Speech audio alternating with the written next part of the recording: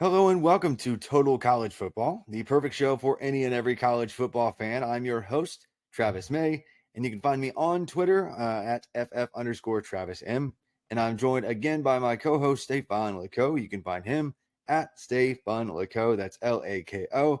And on Total College Football, if you're new here, we cover the sport from top to bottom, from win totals to key matchups, from freshman stars to NFL draft breakdowns. It's all here on Total College Football. The college football season did not delay in serving up what could be one of the great matchups of the season as Clemson take on Georgia in Atlanta, noon Eastern on Saturday. This Saturday, like we're days away from this epic game. Georgia favored by 13.5 points.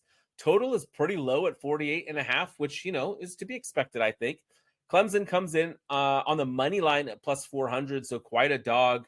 But what an exciting matchup seeing these two teams. Clemson, it's not that long ago that they were national championship winning caliber teams. Georgia, of course, not much more recent with their back-to-backs. Here they are. Do you think this number should be this big? And then also, I just want to hear some of the key matchups and some of the things you're looking for each of these teams. We'll jump into all of that, but just your quick off the cuff, like, what's your thought on this game? I think, I would be really surprised if Clemson won. It's like the most surprising outcome is that plus Clemson 400 victory. is not tempting you. That is not tempting me. No. Yeah. I don't really like that at all. But two touchdowns in this matchup. Even the last time they played, it was like September 2021 when DJU just kind of first got the yips because that was a monstrous defense that was also week 1, right? Yeah, it was opening the season. It was like the final score was like, it was basically like 0.5 to 0. It was an ugly non-offensive game because I don't know if you remember this, but JT Daniels was actually the starting quarterback at the time for Georgia, and so they couldn't move the ball downfield at all. But it's been it's kind of crazy. It's already been that long, but I don't see a ton of points, and I could see this being within 2 touchdowns. Like if the hook was on the other side of 14, it would be a no-brainer, smash that every time. But I still could see it being tighter than 13.5. I could see it being annoying and actually being right at 13, or being like right at 10 via some backdoor late nonsense. So I don't like. If I'm going to go for it, I would actually take like Clemson plus 13.5, but not be like super confident about it. Low units play. So here's a gross question that like real proper gamblers would never consider this, but I'm not that. I live life by my own drumbeat. How about a Georgia or maybe like Clemson plus 17 and same game parlayed with like the total of like 54.5 or something like that. Like, oh man, that'd be both. No, and get it right around minus 115. Oh my gosh, I don't think I couldn't do it because I almost want to go under the total too, just because I think that both the defenses. You tease the total up and you tease Clemson. I don't know. Like, I guess. But yeah, because it's like I'm not super confident that Carson Beck is a Heisman candidate and he can toss the ball around, but Clemson's defense is really tough too. So I don't have like super strong plays on this. If I'm gonna go with something, I'll go plus 13.5 for Clemson, but not like incredibly confident. Again, low units play. But for me, the biggest thing that Georgia has to do, and we're so used to Georgia having all these ridiculous like pass rushing monsters up front, right? And so they have a bunch of talent. They have a bunch of 5 stars. They have like one of the most talented rosters in the country. That's not up for debate. But when you dive into the numbers, it's like Michael Williams is a really efficient pass rusher. He's going to be like a potential early first round pick next year. Jalen Walker, who's like this hybrid edge / linebacker, he can do anything, line up anywhere, and he's going to be more off ball this year. He can actually get off after the passer as well. And Warren Brinson can too, okay, from an interior perspective, but outside of that, they have very little proven returning production in terms of efficient pass rush. which is really strange for a Georgia defense, And so, but if they do get pressure on Cade Klubnik, the game's over in the biggest way, because Cade Klubnik, his drop off in offensive efficiency, I just wrote this up today at izzysports.com, drops. His completion rate drops from 72% to below 38% when he's under pressure. Say that again. Can you please say that again? Slower here. When he is under pressure, I mean, it's one of the most steep drop-offs in efficiency across the board. There's several key stats here I'll mention. So his completion rate when not pressured is 72%. A lot of it's because it's a lot of dink and dunk stuff, but when he is pressured, below 38% completion rate. And his kept clean numbers in terms of touchdowns and interceptions, 15-3. But when he's facing pressure, 4 passing touchdowns to 6 interceptions. And the yards per attempt drops by more than 2 yards, all the way down to 4.5 yards per attempt when he is under pressure. And when you look at his NFL passer rating, which is, just kind of like a good collective way to view passing success, the passer rating assigned to an incomplete pass is 39.6. Perfect passer rating is 158.3. But his passer rating when under pressure is 43.2. So he's almost better off chucking it in the freaking dirt than trying to attempt to pass when under pressure. So if Klubnik is under pressure throughout the game, it's over and it's going to be worse than 2 touchdowns. But Georgia has to do it. It's not just a given. Yeah, so I have a question about that, because we have Cade Klubnik, first-year starter last year, also with a new offensive coordinator in Garrett Riley. Now they're both entering their second year. Do you think Cade Klubnik, again, Cade Klubnik, you don't realize this, Travis, but he won back-to-back Heisman's in my first dynasty in EA football. I was like, where's he going with this? So clearly the skills are there. No, but Cade Klubnik is a guy who highly touted recruit. People were excited about him being able to take on this role. And there are expectations that Cade Klubnik is good enough to bring this Clemson team to the playoff. Do you think he can elevate his game to get over this pressure? What is it, the yips? I mean, I don't know what it is. I don't think it's a pretty consistent issue. It's pretty, even dating back to, I don't know, it was like the All-American Bowl that he was in. He looked great when he was clean. And when you put him on, if you put him on boot and he's just got free space in front of him, he actually can throw really well on the move even. In fact, his first career touchdown for Clemson was an intentional boot where they put him in motion and he just dime in the end zone. So he can do that really well, but they've got to get creative with him, really open the offense up and let Garrett Riley actually call his offense. Please. Do you think Dabo's going to let that happen? Because I don't. I hope so, and my hope lies within the wide receiver talent that is there. And if Antonio Williams, I'm so tired of people crapping on Clemson's wide receivers. Like the 2 freshmen they brought in this year are phenomenal. Antonio Williams, when he's healthy, is amazing. And so if he does stay healthy, he's going to be kind of a baller too. They've got a few different options there, and even Browning still a tight end is trustworthy as well. So if they just open it up and give him some space, get him in motion outside of the pocket to avoid some pressure, getting creative, man, that's what it's going to take. That's really what it's going to take. But and to be honest with you, Travis, that's why I kind of lean on the under for Clemson and no on to make the playoff, because I don't think Dabo's going to do it. I think he's going to get stuck in his ways and he's going to refuse to open it up, and it's going to cost them.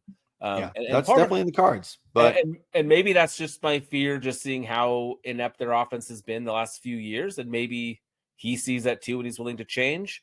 I'm just going to have to see it before I believe it. But I also agree with you that 13.5 is a real big number in a game that I think is going to be low scoring. Yeah, it's tough because the defense, one of the things you had on the slide just there was Peter Woods and company actually being able to disrupt in this game.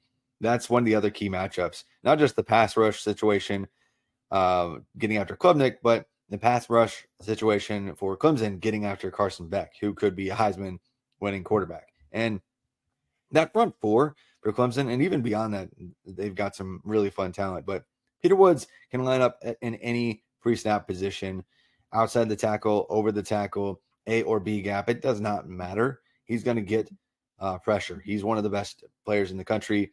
Looks like a lock to be a 2026 first round pick. He's just a sophomore, but one of the best players in the entire sport. Insane.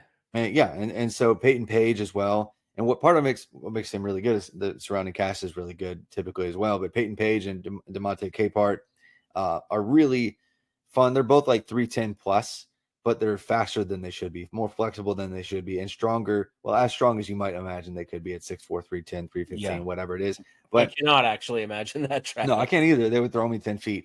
But I mean, they dominate in like both the A and B gaps, especially kind of B gap rushing and run defense, even taking on two gaps. So that's a problem. And then you have TJ Parker off the edge, who is also just a sophomore. And actually last year, he was a wrecking ball, like showing like decent technique, having a high snap count, staying on the field a lot, and posting efficiency as a pass rusher, having a pass rush.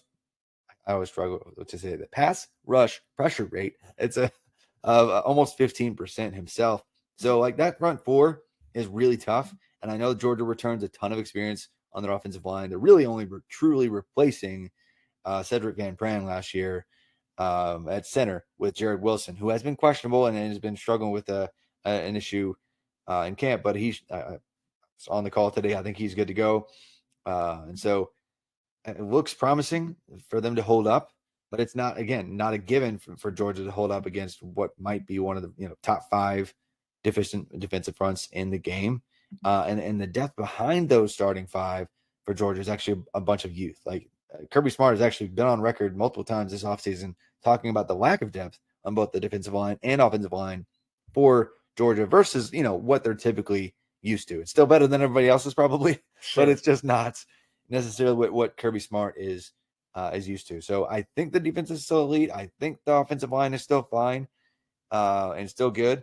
But it's just not a given. And another area that's not a given, like the first point you had for Georgia is depth at offensive skill position here. Travis Etienne, we don't know if he's going to be playing this weekend. I'm nervous about that. Like they are deep at tight end, but are they deep anywhere else? Like wide receiver's a question to me. Running back's a question to me. Roderick Robinson's going to miss time due to a surgery with his turf toe. And I know they have Cash Jones. They have Branson Robinson coming off of his injury. Now he's healthy. And Trevor Etienne should be the face of the offense. Like he should be in the mix to be in the Heisman conversation probably by the season's end because he's going to be the feature back when he's 100% himself. But the wide receivers are a question for me because Georgia's missing Brock Bowers, Ra Thomas because he got dismissed, Alad McConkey, Marcus Rosemi, Jock Saint. Like they're like 4 out of 5 top receiving options for Georgia last year are no longer there. And so I know you do have Dylan Bell. You do have oh my gosh, Dominic Levitt in the slot. You have transfers in Colby Young and London Humphreys, who Colby Young's a size freak who is a mismatch nightmare for red zone stuff. London Humphreys is a speedster. Arian Smith is still there. He's also a speedster. You have a good mix of playmakers, but you don't have a lot of returning experience and production. So I'm just interested to see how that group faces off against kind of a younger Clemson secondary. The back end is older in terms of their safeties, but last season, like Avian Terrell and Khalil Barnes saw a good amount of snaps as true freshmen, but they're just sophomores. And so seeing how those younger players match up on the perimeter and in the slot for Clemson against again, unproven set of wide receivers for Georgia, it's just neither side. It's a given, which is why there's more questions around this game that I think people are ready to acknowledge, which is why that 2 touchdown spread is just a little aggressive for me. Yeah, to me it feels like, and I'm guilty of this, so like hand is raised. But like to me, it's like Georgia, perennial powerhouse recently. Like I'm talking like recency bias. Even last year, they didn't make it to the playoff, but they were the 5th, 6th best team in the country. They were probably the best team in the country. I mean, undefeated season for a regular season for the 3rd time in a row. Like that's decent, right? I think that's okay. Yeah. So like You got Georgia, and then Clemson, who all we hear about, and I'm the one screaming the loudest about it, is how Dabo won't change. He won't adapt. He won't address the transfer portal. He seems to be kind of losing a step. But when you break down the game, like player analysis, who they got out there, to your point, there are a lot more questions. It's probably a little bit closer than people want to admit. Yeah, exactly. And because Clemson's just been a punching bag, but even in their down year, quote unquote down year, they still go 9-4. Like, and it was the Right. worst season, worst record that they'd had since I want to say 2010 ish. I think it was like Dabo's second season that they were maybe 6-7 or something, like that one year where they, but it's been over a decade since they've been even 9-4, which is pretty incredible. Like that's yeah, a wild run for Clemson. absolutely. I remember when like NC State Clemson, it was like that was like an equal playing field. Like growing up as an NC State fan. One quick question before we move on: is Carson Beck? You mentioned him as a potential Heisman hopeful. We talked about him last week as probably most likely the number one quarterback taken in next year's draft. Look at this picture I have of him up here. Can I believe in this guy? Like, look at him. It's hard for me to see that man. I'm talking to you, Carson Beck. No, I just struggle to know, like, is it the system with the offensive line and such a strong defense? Like, I don't feel like I look at him and I think, wow, yeah, that dude is who I want for my NFL franchise. Based on the numbers that matter, last year he was a top 5 quarterback just about any way that you want to slice it, especially like through the end of the regular season when you're looking at similar sample sizes across all the passers in the country. He was just one of the best, and so it's really hard to argue with. Like, just about every single measure, he's top 10, 15 that matters, and so I think he's right there. I know he's got a strong supporting cast there with him as well, but he's not Stetson Bennett. He has better traits than Bennett did, and so I think that Beck is going to be a real decent NFL starter one day. Oh, wow. Okay. I like that. I mean, if he's going to go number one, or at least the first quarterback, you better hope he's a starter, I guess. But I kind of just feel a little bit lower on this quarterback class than maybe some of the others, possibly because I'm not extremely high on Carson Beck. You've lowered me on Shedeur Sanders. I love Quinn Ewers, but I mean, that's only one dude. So, yeah, it'll be interesting to see what does take place.